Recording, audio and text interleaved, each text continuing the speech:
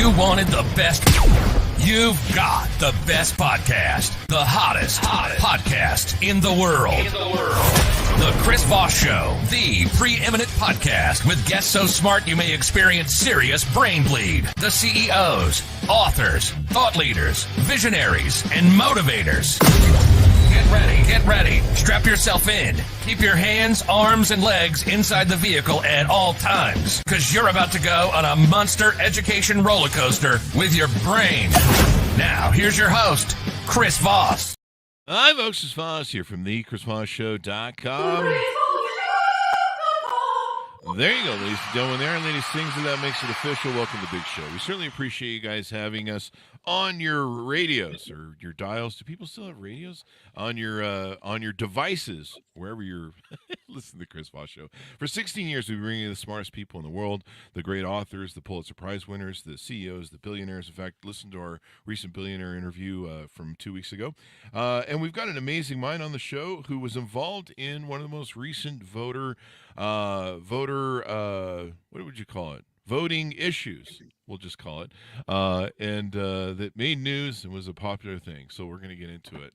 And it may bring some memories for you as well. We have the author of the book, Disproven, My Unbiased Search for Voter Fraud for the Trump Campaign, the data that shows why he lost and how we can improve our elections. It's just come out March 12th, 2024. Ken Block is on the show with us today. We're going to be talking to him about his insights, his knowledge, and what he was hired to do and what he found. So Ken Block is an expert in voter data.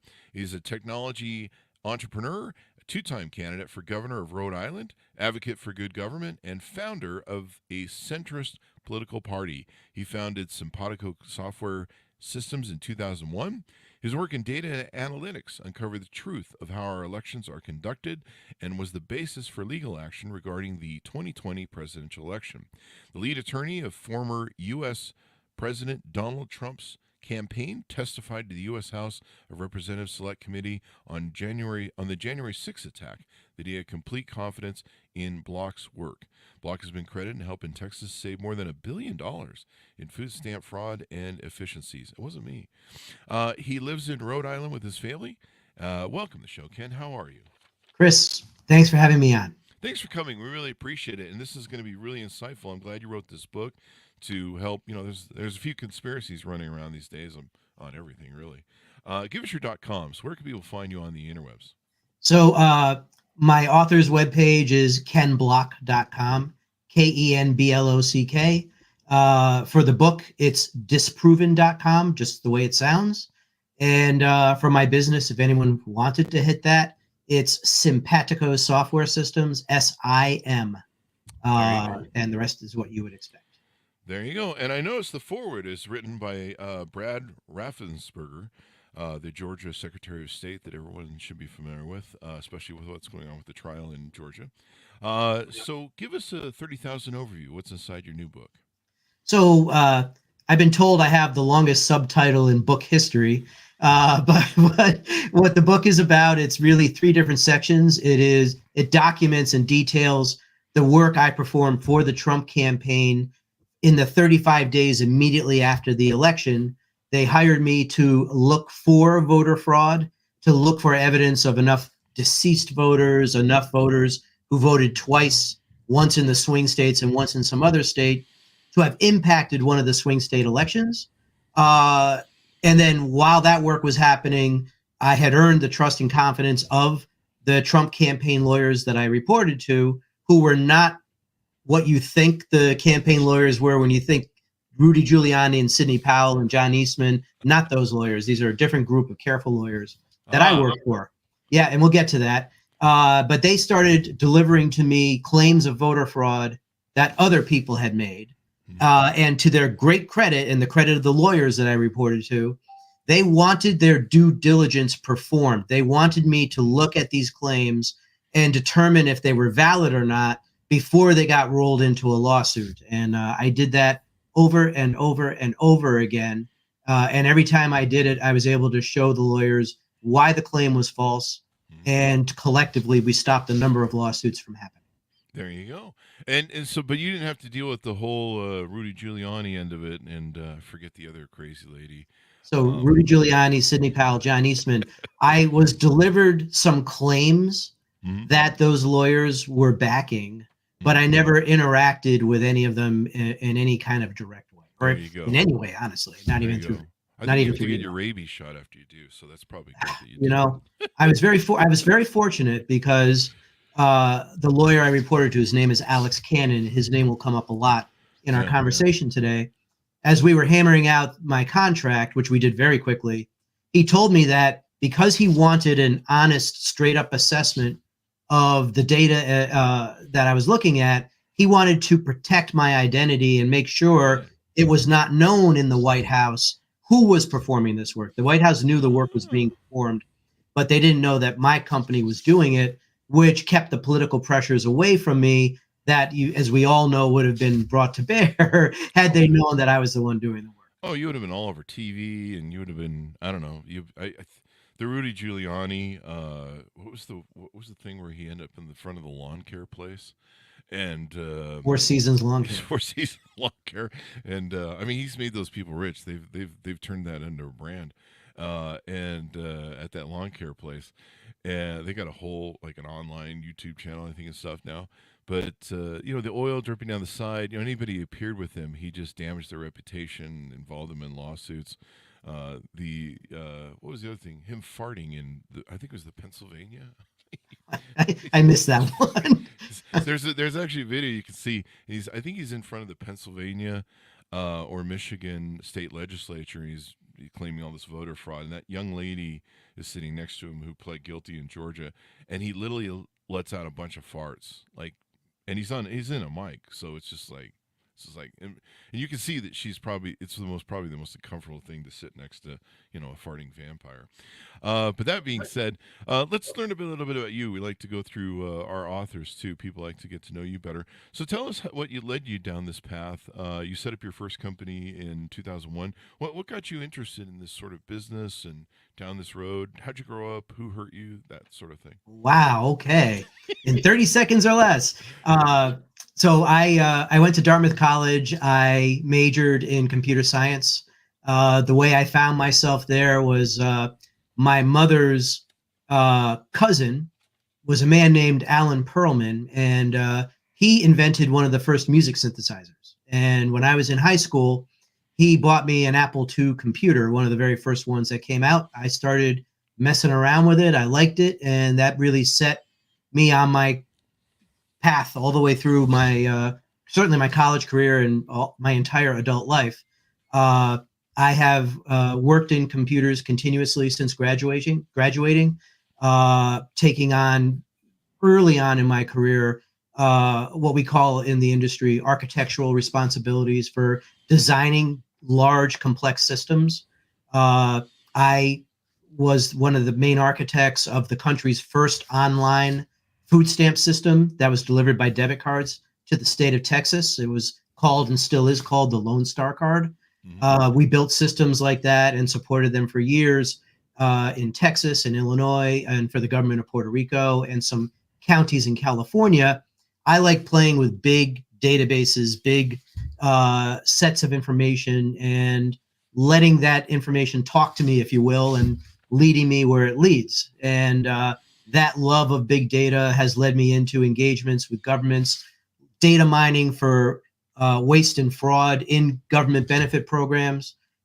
We've done lots of work over the years. When I say we, collectively, my company, Hmm. in the gaming industry, and we've delivered software for many different gaming applications over the years.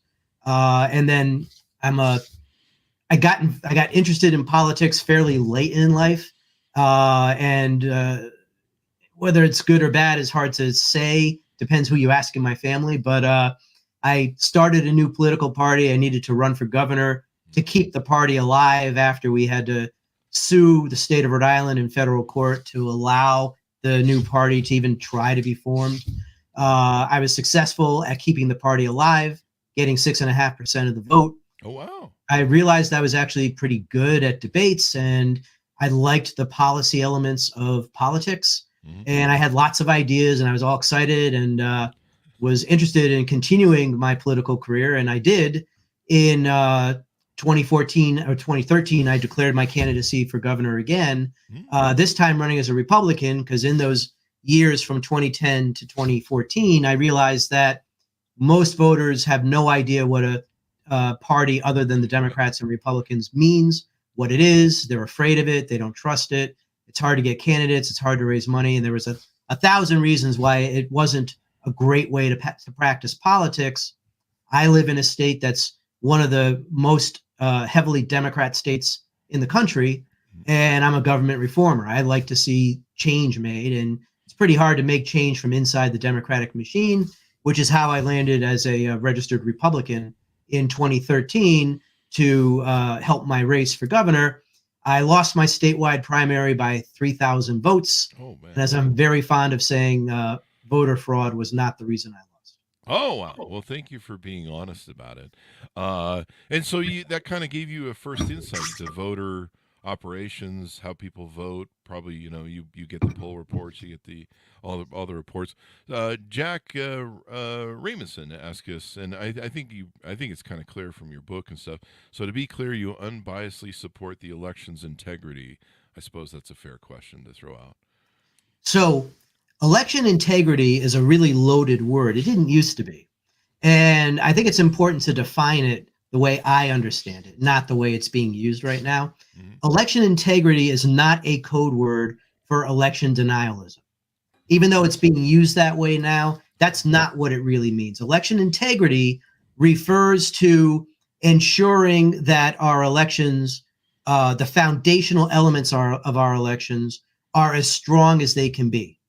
And while I have stated as bluntly as is possible that voter fraud was not to blame for Trump's loss in 2020, and I have the evidence to back that up, I do believe that there are things that we can do to strengthen our election integrity using the proper definition of what an election integrity means.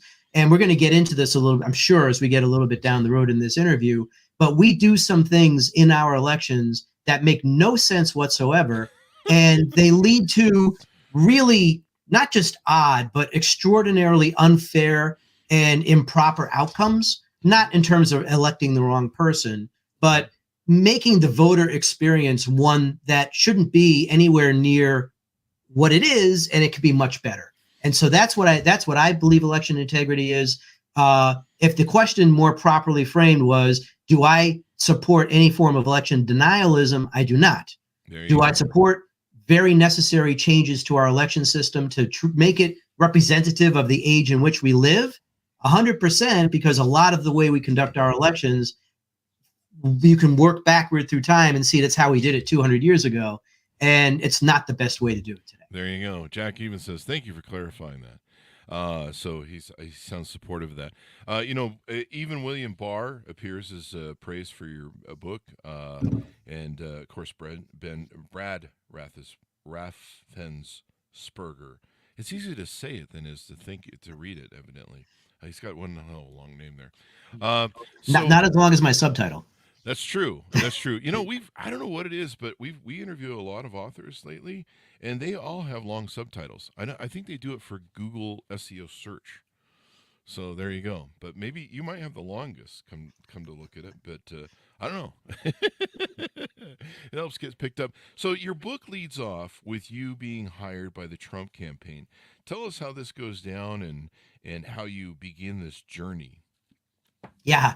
It was a warm November afternoon. I was on the back porch with my family, and my cell phone rang from a DC phone number, and I didn't recognize the number, didn't recognize the name that came up.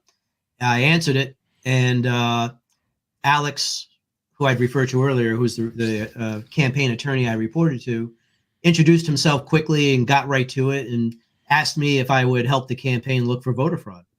And my wife tells me that my mouth basically hung open to my waist, basically. And I just sort of sat there with a vacant look in my eyes as he talked. And when he finished, I basically was able to burp out that, thanks for reaching out. Let me think about it and I'll get back to you. And got off the phone, and my wife and daughter were like, what? And I said, well, you're not going to believe this phone call. And I explained it and we talked it out. And my daughter wondered why I would do it. And I said, well, having thought about it for a while, I didn't immediately have any of these answers, but it represented a unique opportunity to perform an audit, a national audit in real time of an election with virtually unlimited resources, which I had access to. That's probably a once in a lifetime opportunity. I don't know that anyone's ever going to be asked to do this again because it ended up being so ineffective at finding what they wanted.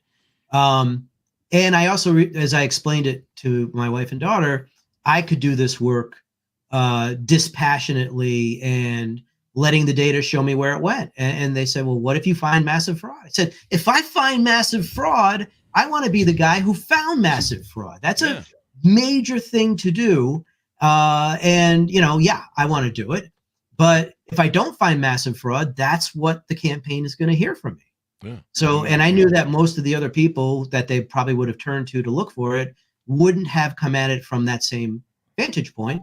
And so therefore, that was really what I needed to be comfortable going off and doing it. And as I negotiated the contract with Alex, one of the first things I told him was, I said, look, I don't want any misconceptions about what I think is going to happen here.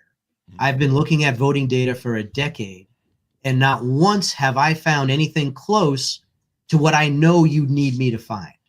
And I don't want you or anybody else attached to the campaign thinking that I'm promising a result. I'm not. I'll promise you I won't leave any stone unturned.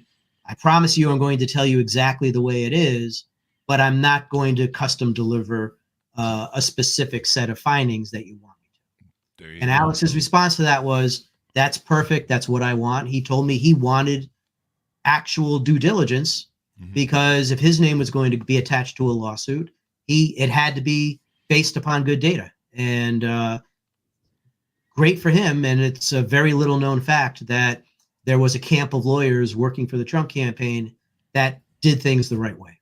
There you go. So it sounds like there was like two tracks of lawyers. There was the PR, so lawyers, the Rudy Giuliani's, and then there was you guys just quietly operating behind the scenes, and they were keeping you secret so that, you weren't getting calls from Donald, I guess. Or Eric or anybody. Correct. Oh, damn. That's Eric's. Those are the best calls there. He usually wants to know how to put the square block in the circle hole. I'm just kidding. Sorry, Eric. But how do you go about this? Because I mean the reports, or I don't know how much this was fanfare, but there's like they're claiming tens of thousands or hundreds of thousands of voter fraud.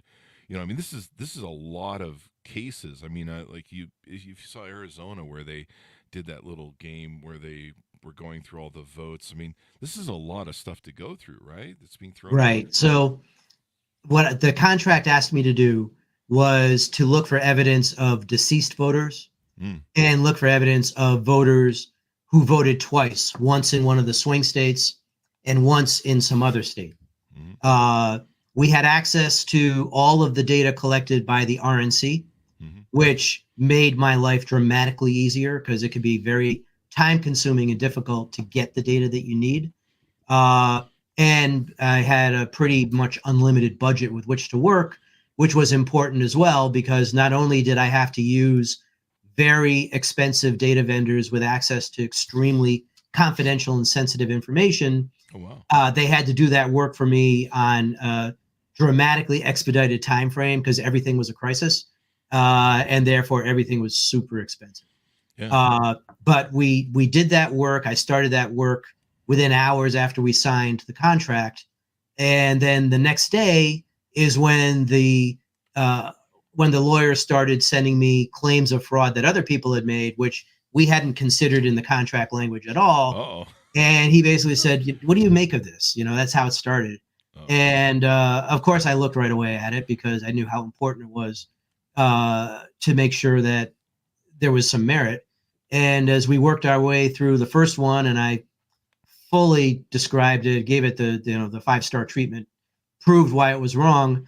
then it became an everyday, multiple times a day occurrence where I was being asked to vet these claims from others. And that's really the story. I mean, that I didn't find voter fraud on my own shouldn't be that surprising to anybody. But being able to handle so many different claims of fraud from every possible mechanism that you can imagine, that's the really interesting part of what I did. And it's so telling about what was happening in our country at that time when you talk about the claims themselves and how they found their way to me. There you go. So, how many claims would you say you processed? I talk about, I think, about 10 in the book, and I probably handled 20 or 25 all in. Some of them were so completely, utterly, easily proven to be false that I didn't even need an email or anything from Alex. He told me what it was, and I said, no, this is probably why. And we never heard from it again. The more complicated ones required a lot of back and forth, and sometimes required expensive data analytics as well.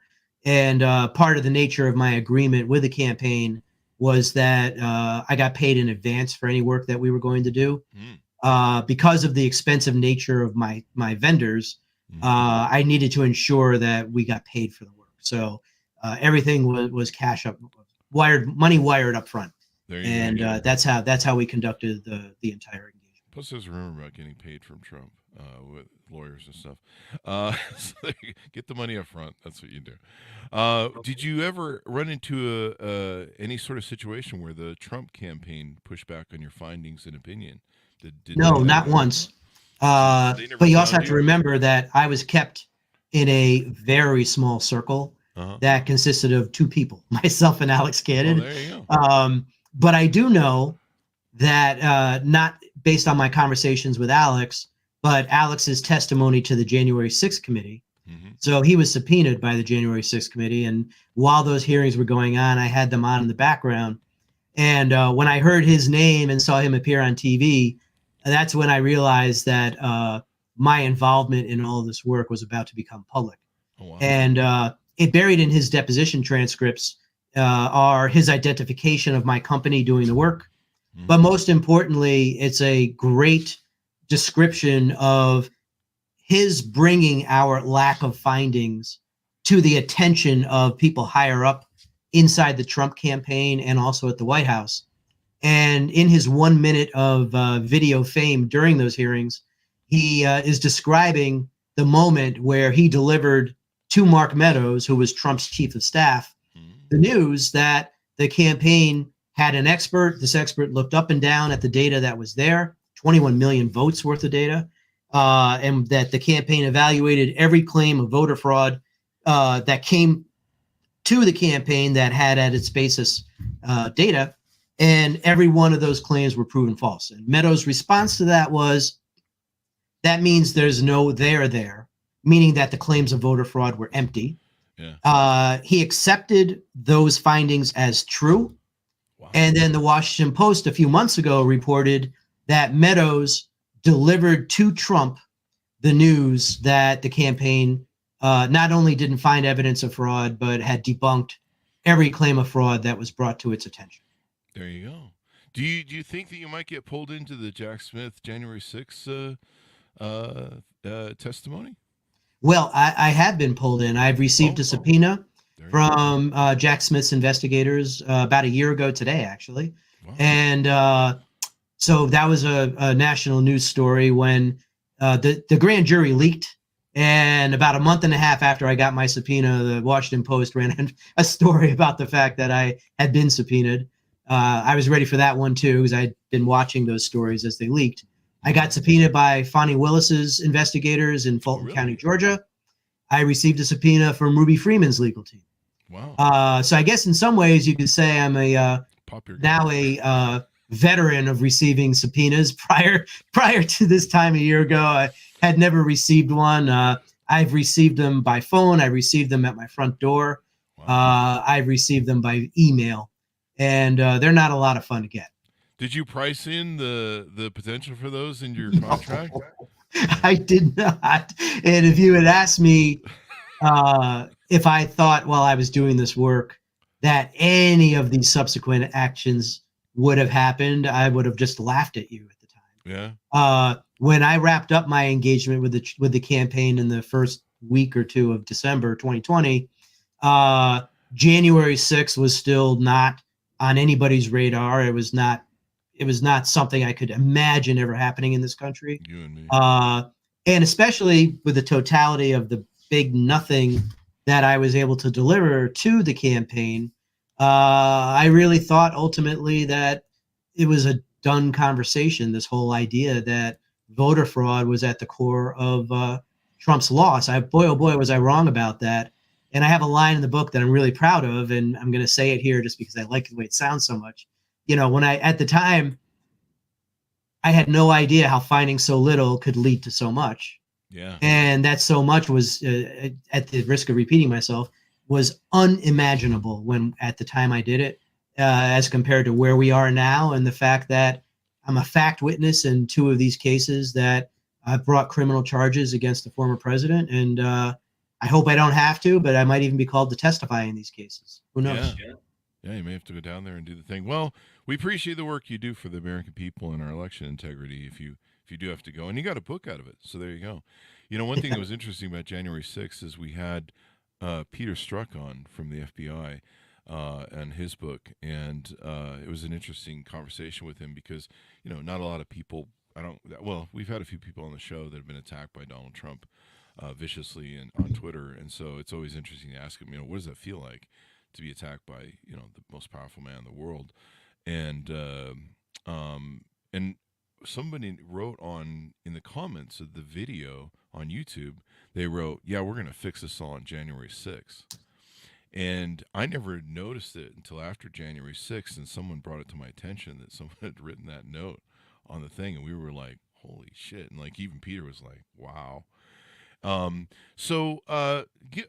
I want to get into some of the things you wrote at the end of the book. My mom read the book and she loved the ending part with suggestions for how to improve. But what made you want to write the book? Why was it important for you to get this book out there and tell your story and, of course, the story of what happened with the election? So that's a great question.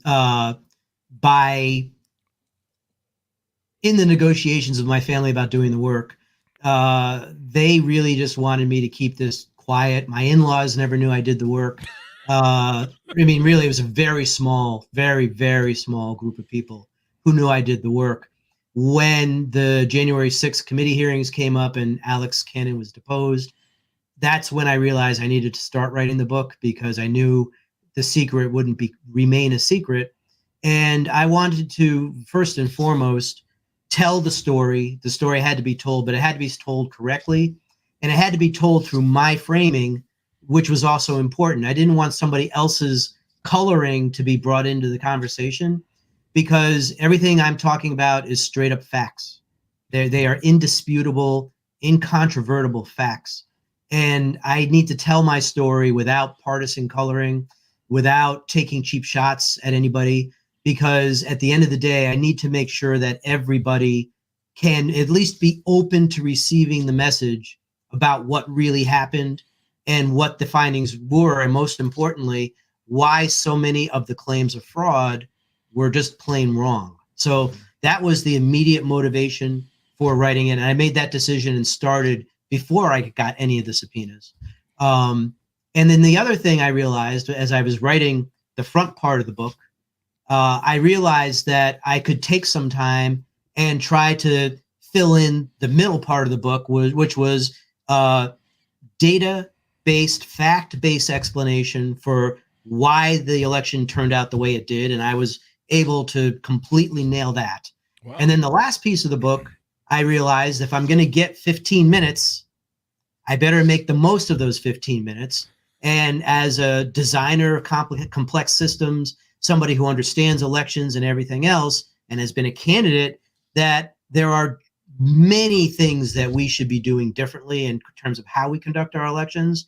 And I took great care to talk about them, to frame them in nonpartisan ways, and hopefully be able to ignite a national conversation about sensible, nonpartisan, good government-based things that we should be doing to make our elections better.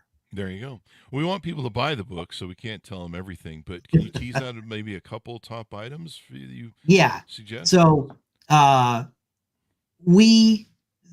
way our elections work, which most of your listeners probably know, is that we don't really have federal elections. We don't have elections run from Washington, D.C. out.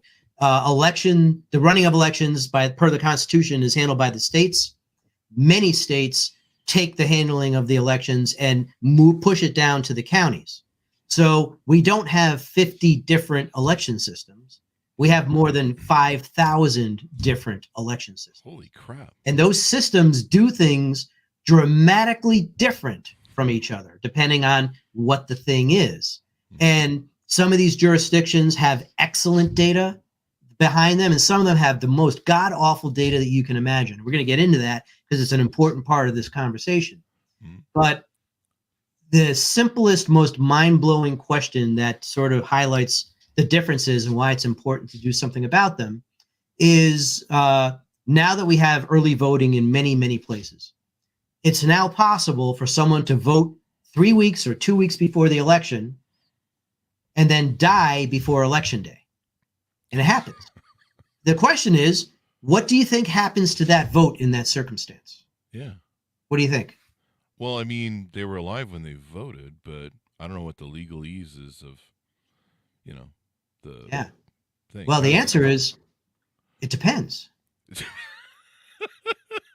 Now, does it depend on one of the 5,000? Yes, it depends on which state you live in. Wow. In a third of the states, the vote is allowed. Mm-hmm. In another third of the states, the vote is disallowed. Wow. And in the last third of the states, there's no law that considers this situation at all. So whether they count the vote or don't count the vote in a third of those states, there's no legal foundation for them to do so. Mm-hmm. Right? Now, I'm sure there are going to be some listeners saying, well, how many votes can that be? Well, in Michigan in 2020, a state that disallows the vote, 3,500 votes were disallowed because the voter cast their vote early and then died before the election. Holy crap. That's not a small number. That's unfortunate. So for me, what's important isn't so much whether the vote counts or doesn't count. I actually don't have a strong position on it, other than to say that it's incredibly difficult to determine through data whether someone's alive or dead. Mm-hmm. So with that difficulty, it makes more sense to count the vote than to not count the vote because of the difficulty in figuring out when someone has died. But whether it counts or doesn't count, it should be the same everywhere. How can we have a different outcome for the same situation in different places? Mm-hmm. And that problem manifests itself over and over and over again. So one of the things that I propose that we need to do, and this makes sense, is that even though the Constitution says that the states run the election, the Constitution also says that the Congress can pass laws that govern how elections get done. Now, I know that a great many of your listeners right now, and probably you as well, are laughing and going, yeah, Congress can't decide on a lunch order. So, good luck with that. And that's why having these suggestions come from a nonpartisan place, a common sense place, is so important. I go to some lengths to describe the different unfairnesses that arise, the different problems that we have. And I'll give you another example. And this is another mind-blowing example of how things are really unfair with how our elections get done. States provide data on demand to people who ask for it, the voter rolls. Mm-hmm. So many states provide that data for free. Huge states, Florida, California, Pennsylvania, New York State. It's free or $25 a nominal fee, and that you can get the data. Would you care to take a guess at the state that charges the most for its data and how much they charge? Florida?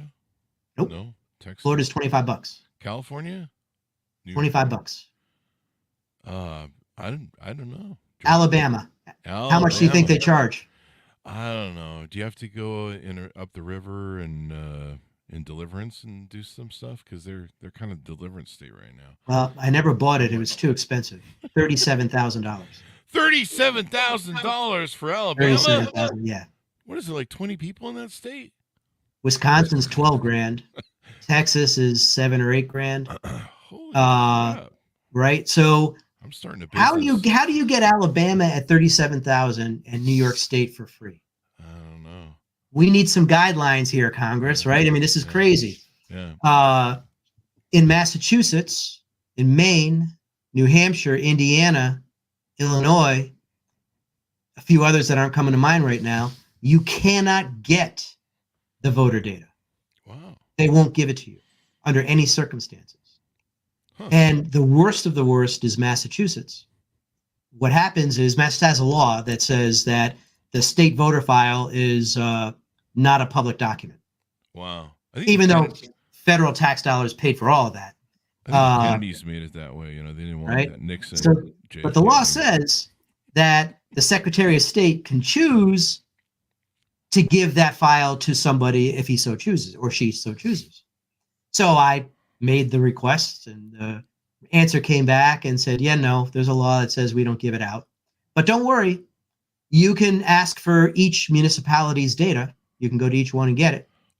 How many What they didn't tell me, but which I knew, is that there are 351 municipalities. Oh my God, Massachusetts. dude. Wow. Many of them have different computer systems. So the data files look different. So it's a nightmare of a problem. And again, hello, Congress, right? How can we have actual election integrity when we have states that won't provide their data so anyone you could even be looked at to see what's going on? Yeah. Right? No transparency whatsoever. And so there are many, many, many examples of this sort of thing that require guidelines, congressional guidelines in the form of a law that gets rid of some of these most abusive policies and things that have gone wrong. We have uncompetitive elections. And what I mean by that is in 2024, the presidential race is a foregone conclusion in 45 states. We already know who's going to win those states. The only 5 that are up in the air are the swing states. Yeah. In Congress, 80% of the seats are also non-competitive. We know which party is going to win those seats. Wow. Just the names change, but the party doesn't. Yeah. Why are our elections non-competitive?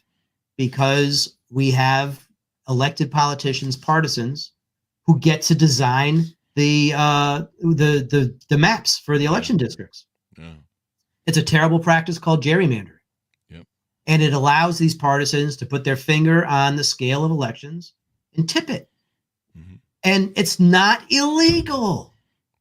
But that's as tin pot democracy as you can get, right?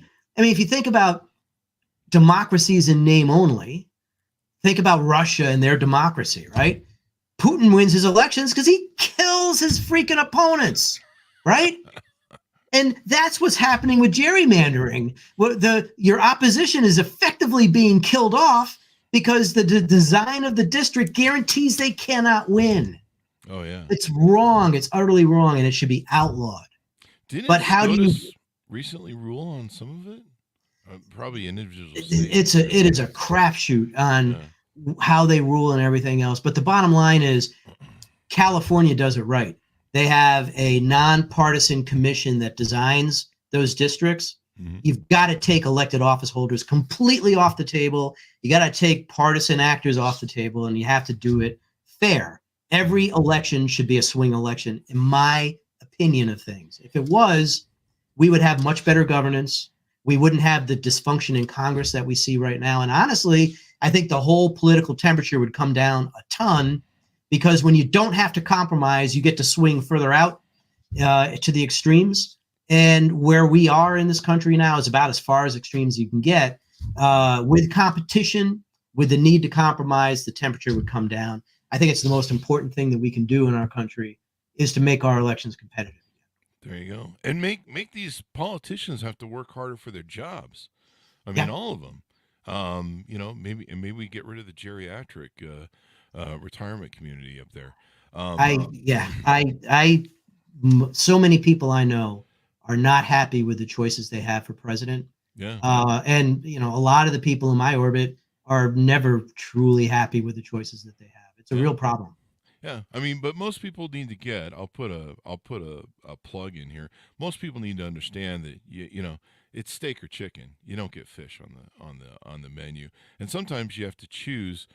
You have to choose, and really, what this country is about is choosing the best baton holder to move this young democracy, this experiment that can be lost any time, forward another 4 years. And you have to choose the best candidate for that. You have to say who can make sure that when we come out the other side, we're still the United States of America, and everything that we've done for the last 200, almost 50 years remains the same, or do we fumble democracy? Because we're still an experiment, and democracies can end. You saw that in Hungary in 2020. I think another country I can't remember these things are fragile, and we all are stewards of it. Why are elections so important? And voters' belief in the validity of elections and that their vote counts. As we close out, tell us why that's important, or why you think it's important. You have to have a fundamental trust that the pillars of our democracy, the pillar of our democracy, our elections, are conducted on the up and up. And there was a systematized, organized effort that was made to tear down the public's trust in the integrity of our elections. And it was done in a way that was not factual. There was no evidence ever submitted that would survive legal scrutiny in court that proved that there were fundamental problems with how our election is run, which is not to say that there aren't things that should be and could be fixed. But did those things cause a errant determination that the wrong person won? The answer is no. It's no 61 times over from the failed lawsuits that were filed that we didn't stop. It's no based on the work that I did looking for and then batting away claim after claim after claim after claim. It's no based on Rudy Giuliani's self-admitted lies about Ruby Freeman and the awful political price he's about to pay. Not the political price, the financial price he has to pay for his admitted lies about her. It's Carrie Lake in Arizona and her lies and her defamation suit that's underway now for her attacks on election workers there. And across the board, anybody who's making a lot of noise about voter fraud but doesn't have the evidence to back it up, 2,000 Mules is another good example of this. Mm-hmm. They're not interested in a factual conversation about whether it exists or not. They're playing political theater. And to play political theater with as its target an attack on our democracy, I believe it's fundamentally wrong. Definitely. And I mean, that's how a lot of authoritarian rules, Russia's technically a kleptocracy, I think, really. But, a lot of these, once you can destroy truth, once you can destroy reason, where people don't believe anything at all, you can just run rampant with what you do. And that's what a lot of these dictators do, and people around the world. They run these illicit governments with fake voting, and so this is the beginning of the end of our democracy. If we're not careful and we don't have, documents like yours that say, hey, these misnomers or lies weren't true, and we did the research. When you talk to people, you see people being interviewed, and you're like, are you aware of all the lawsuits that took place and all the judges that people that investigated this have spent millions of dollars, and there's no there there. And it's not unreasonable to look at the motivation of one person and go, they really have some disabling personality structures, and losing is not one of them that they do well with, especially under narcissism. So look, I've run twice. I've lost twice. Mm-hmm. I lost a very close race my second time. It sucks to lose. Yeah. I get it, right? It is, if you haven't done it, you can't appreciate how difficult the endeavor is, how intensely personal it is, and the price that it exacts on you and your family while you're doing it. It really is the hardest thing I've ever done in my lifetime times 2. Wow. And so I get the unwillingness to make nice after the whole thing is done, especially if it's a nasty race. I get it. Mm-hmm. But it's one thing to think bad thoughts. It's another thing to act out on them. And, we have to get back to a more gentlemanly and gentlewomanly way of conducting our elections and ending difficult races. One thing that we didn't touch on that I do want to touch on briefly is, and this is an important part of the book, and that is, why did Trump actually lose? And I didn't have access to the information needed in November of 2020 to be able to do this. In fact, even if it was there, I didn't have the time. But in early 2023, I did have the time and the data was available. And I was able to do a comparison of results on a county by county basis. Oh, really? Of the percent of the vote Trump took in 2020 versus the percent of the vote that Trump took in 2016. And when you stack up, looking at the overall results nationally, looking at the state-based results, and then looking at the counties in the swing states, what's fascinating is that there's a nationwide trend where Trump, on average, did about 2.5% less well in 2020 than he did in 2016 across every possible different way to slice it up. Wow. National, state-based, or county-based. And when you look at the red counties, let's say in Georgia, these are counties that voted for Trump in 2016 and also voted for Trump in 2020. But in 2020, across Georgia, on average, Trump did 2.5% less well in those red counties than he did in 2016. The number of votes that Trump lost by in Georgia was, call it 12,000. The 2.5% poorer performance in 2020 cost Trump 100,000 votes. Yeah. And that's in the red states, in the red counties, in the red states. That's not fraud. Yeah. You know what that is? That's the rhinos. Yeah. The rhinos that he told to get lost, pound sand. I don't want you. They listened to him. And you don't have to take my word for that.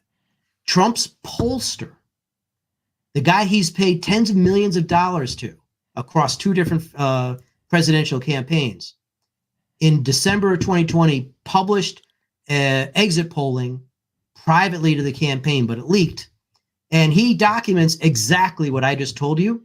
Wow. And Georgia Secretary of State Raffensperger, in his look at what happened after the 2020 election, this is wild.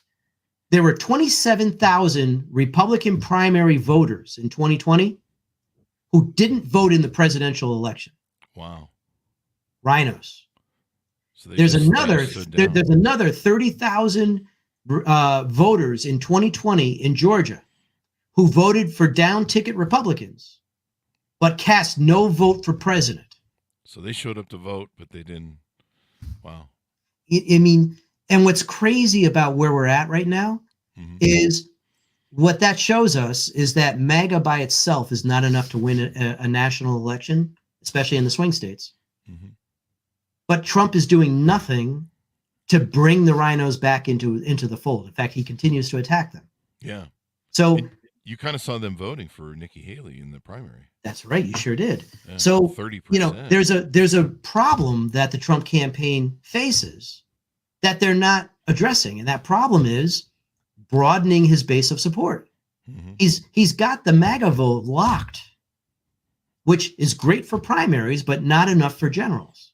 Mm-hmm. So unless he figures out how to identify and bring over new support, and you would think that the moderate Republicans would be the most natural group of voters to bring back into the fold, he's not even trying. So, as a candidate myself, I just don't understand how somebody could be so concerned about a couple thousand, imaginarily fraudulent votes and not care about millions of votes of rhinos across the country. I can't square those two things off, and they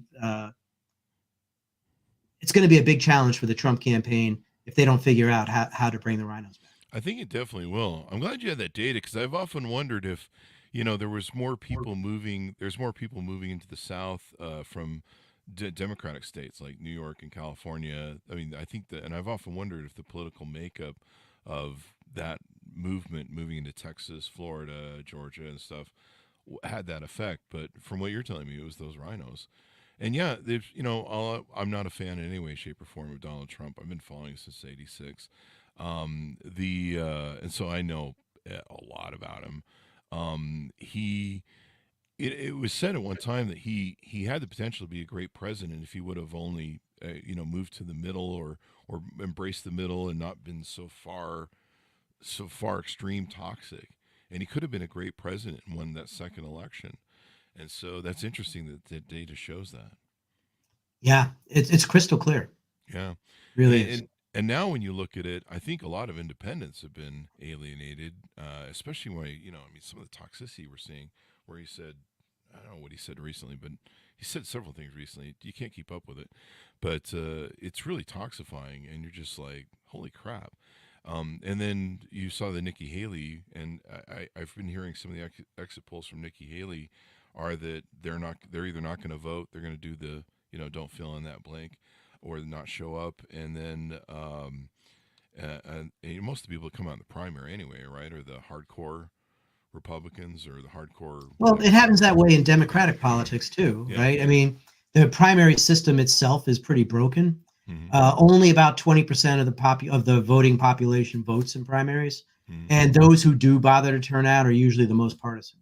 Yeah. So we're getting delivered as general election candidates, candidates who win the primaries who are not necessarily representative of the best candidates that for a general election appeal to voters in the middle. And voters in the middle don't want revolution. They don't want toxicity.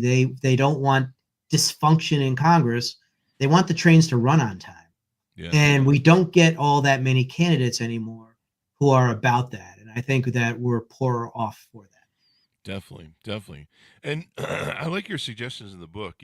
My understanding from reading the Federalist Papers is Madison and the other ones, the reason they made it so the federal government didn't control elections so they couldn't be seized. And it may have been a whole different outcome if it had been run at the federal election level. Do you think? Yeah, I mean, I'm not opposed to states continuing to run elections. I just need to see them doing so more consistently, Yeah. and not having as many dramatic differences in how they do things. Yeah, and good data. I mean, it's 2024.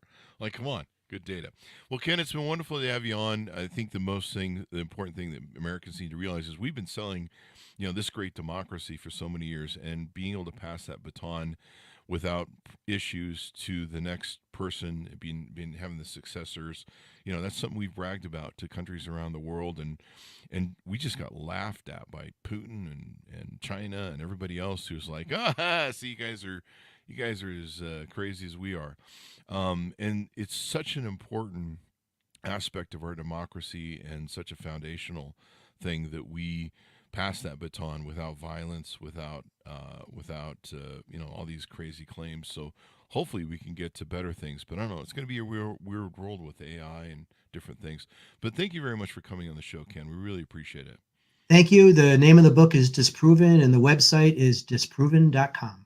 There you go. Disproven.com. Order of the books, folks. It's available March 12th, 2024. Disproven, my unbiased search for voter fraud for the Trump campaign, the data that shows why he lost, and how we can improve our elections. Please pass it around. Get everybody to read this book so they can get the facts, damn it. Read and educate yourself. That's what the Chris Voss Show is about. Thank you very much, Ken, for being on the show. Thanks, Ron, for tuning in. Go to goodreads.com/Chris Voss, LinkedIn.com/Chris Voss, and all those crazy places we're on the internet. Thanks for tuning in. Be good to each other. Stay safe, and we'll see you guys next time.